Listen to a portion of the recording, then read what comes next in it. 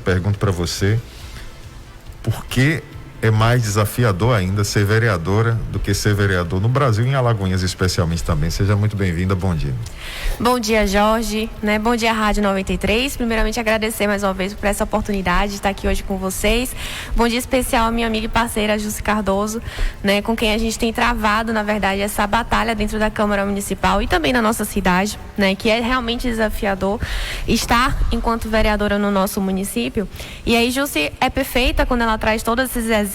É importante falar uma coisa, Jorge. Quando a gente fala sobre a nossa realidade enquanto mulher e os desafios que a gente enfrenta pelo simples fato de ser mulher, não significa que isso é vitimismo, Muitas pessoas tentam desconstruir, desmerecer o que a gente passa, sinalizando, isso é vitimismo. Não, não é. Olha, se na política, eu não acredito em política que seja um espaço violento. Eu não acredito numa política de um espaço em que se tenta desqualificar outra pessoa. E principalmente pelo simples fato de ser mulher, E aí a gente tem comprovado, e aí o colega aqui acabou de falar, nosso Zé Aparecido acabou de falar, que a nossa atuação comprova tudo isso, Se a gente tem uma atuação qualificada, e aí eu vou enaltecer de fato o que a gente tem feito, com qualidade, com proposição, E aí, mesmo estando na oposição, a gente traz não apenas as críticas à gestão, mas também traz soluções para os problemas que a gestão enfrenta. Então, se a gente tem uma atuação que é de fato propositiva e com qualidade, não há justificativa, para que se tente desmerecer e desqualificar o nosso trabalho, E a gente não vê isso acontecer com outros colegas, por exemplo. E aí eu trago um exemplo bem claro que aconteceu aí, eu trago mais para o que aconteceu comigo. E aí não é desejando que isso aconteça com ninguém, porque eu de fato não acredito em política desse jeito. Mas no ano passado, há cerca de um ano atrás, eu fui retaliada da base do governo, Iniciei o ano sendo base do governo. Meu partido, na verdade, foi retaliado com o objetivo de me atingir. Se pelo simples fato de ser contra o Código Tributário e ter proposto a revogação junto com meus outros colegas, inclusive Jussi. E isso eu tinha sinalizado ao governo, inicialmente. Então não foi uma iniciativa sem diálogo e unilateral minha, Eu sinalizei que não aceitava, que eu discordava daquele projeto e queríamos propor a revogação e que queríamos discutir as mudanças que o Código precisava. Apenas por isso, houve a retaliação, inclusive eu vim aqui, falar sobre isso na época, foi veiculado nas mídias, muita gente falou sobre isso no momento, enfim, houve minha saída da base. Hoje, há um cenário um pouco parecido, muda-se o projeto, mas hoje a liderança, inclusive a própria base do governo, está se opondo a um projeto de vinda da indústria da Dori, não se opondo na verdade, mas eles pediram vistas, isso acaba dificultando um pouco o processo, O governo tem pressa, inclusive, que esse projeto seja votado, mas a própria base tomou essa decisão de pedir o projeto para sair da pauta. E nada foi feito. Não quero que nada seja feito por eles, nesse sentido de retaliação, porque eu não acredito em política desse jeito. Mas é um exemplo claro que houve 2 pesos e 2 medidas para situações que, inclusive, foi muito menor no meu cenário, que foi apenas um posicionamento e um voto que não mudaria contexto nenhum sobre nada, mas houve toda uma organização nesse sentido que, de certa forma, não favoreceu a vontade do governo, mas nada foi feito. Não quero que seja feito, mas é só para as pessoas entenderem quais são os cenários e que são cenários diferentes quando a gente trata de um vereador homem e de uma vereadora que é mulher. E aí, para mim, hoje, eu digo, lógico, para mim foi muito melhor estar fora da base.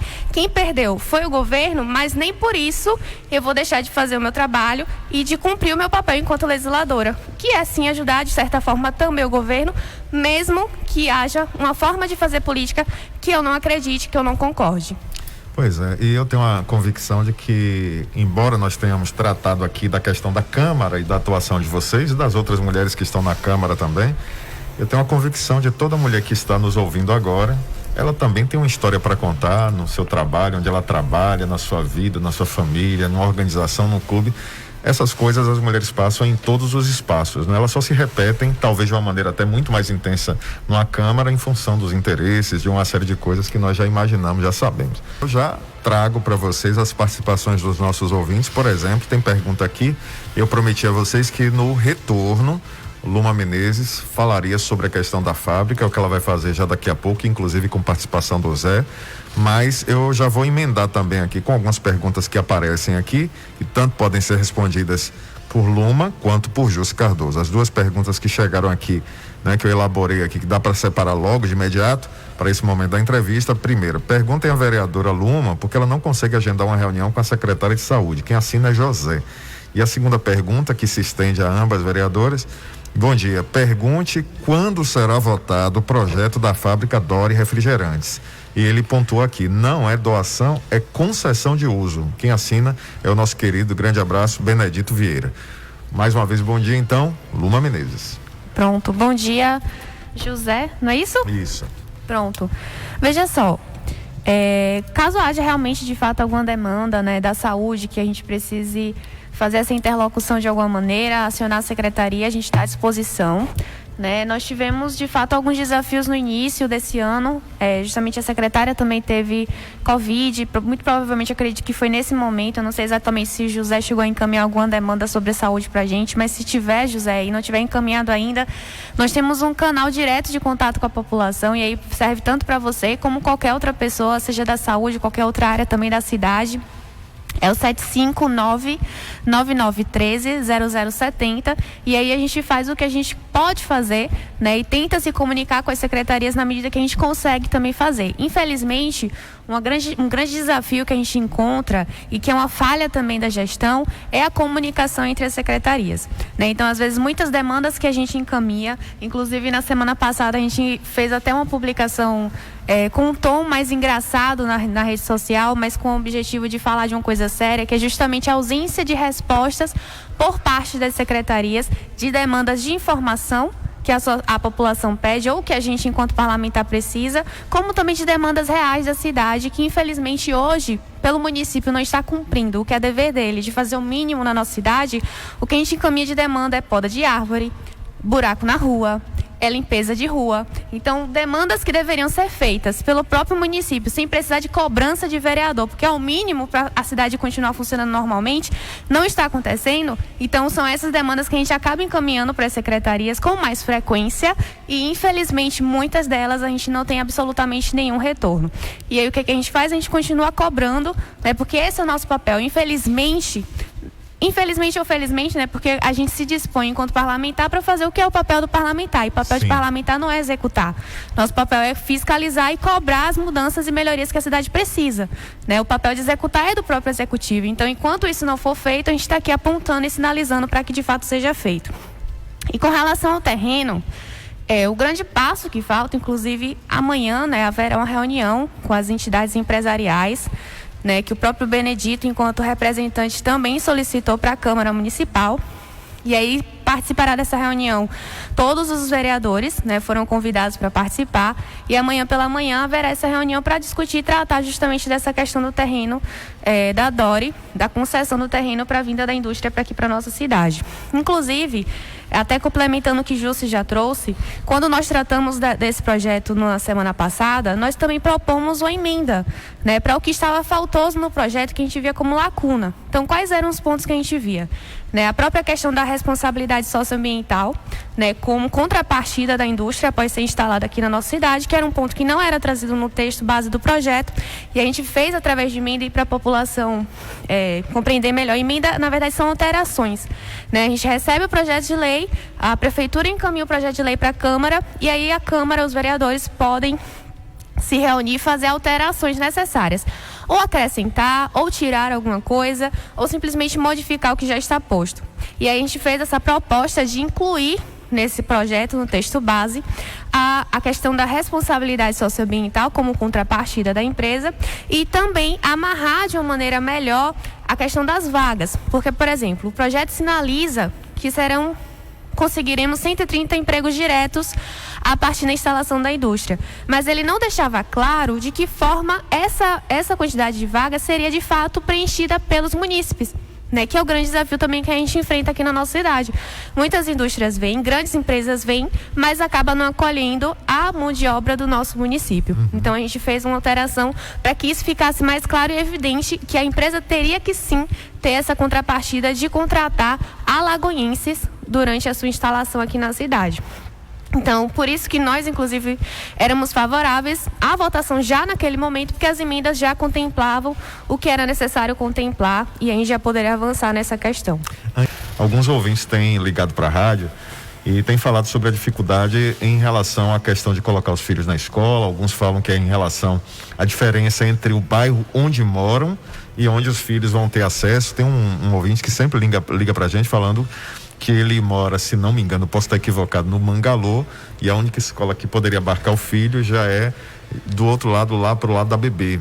Então imagine com esse negócio dos transportes, um negócio muito estranho. Ele sempre liga para aqui, ele pode confirmar. Mas outra reclamação também que as pessoas, acho que é mais intensa, uma delas é em relação à questão de começar a fazer reformas somente agora, quando as aulas deveriam já estar começando normalmente depois de 2 anos de pandemia. Ninguém entende muito bem isso. Queria que você avaliasse esse cenário, por favor, Luma. Perfeito que Jussi traz, inclusive, é um ponto que a gente precisa analisar desse cenário também de pandemia, que é previsto também no Plano Municipal de Educação, é com relação à evasão escolar.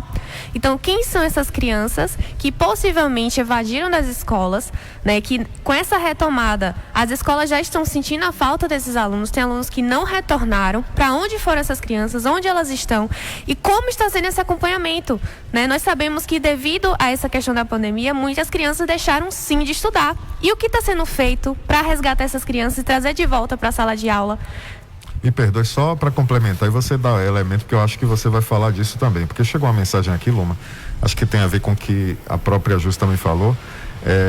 A pessoa diz o seguinte: prefeitura faz concurso e não convoca os aprovados. Temos que falar sobre isso. 25 profissionais de apoio à criança com deficiência foram demitidos durante a pandemia em julho de 2020. Fizeram concurso para preenchimento das vagas, mas até o momento ninguém foi convocado. Com o retorno das aulas, como ficarão essas crianças? Aí a pessoa que não assinou aqui pede para que vocês incluam na discussão isso. Perfeito. Também, Luma. Perfeito. E vai justamente nessa linha que Justo iniciou com relação às crianças com deficiência. A profissional de apoio, aí, para que todo mundo saiba, é justamente a pessoa que vai fazer esse acompanhamento e que vai garantir que, de alguma forma, aquelas crianças que possuem deficiência tenha esse aprendizado acontecendo em sala de aula. Então, houve sim exoneração, né, dessas pessoas que eram contratadas via REDA e que existe concurso onde temos pessoas aprovadas e que até o momento não foram convocadas para ocupar salas de aula e fazer esse acompanhamento das crianças com deficiência.